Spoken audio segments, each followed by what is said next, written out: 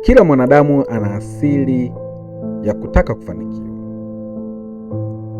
Una wajibu wa kujua maana halisi ya mafanikio katika maisha yako.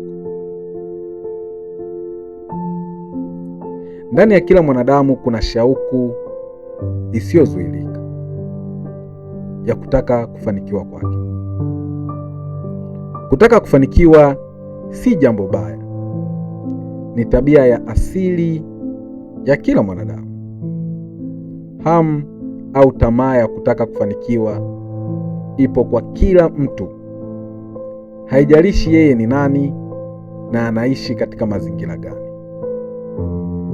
Usiku na mchana, kila mahali duniani, watu hushughulika wakijaribu kukamilisha shauku hii kuu na ya asili ya kutaka kufanikiwa.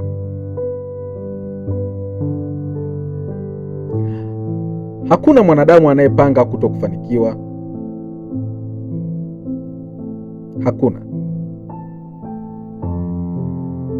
Kuna imani ya asili karibu ndani ya kila mtu inayompa kuamini kwamba atafanikiwa. Lakini ukweli ni kwamba mafanikio yasiyojulikana ni mafanikio yaliyojengwa nje ya mpango wa Mungu. Mafanikio ya mtu yako ndani ya kusudi aliloumbiwa.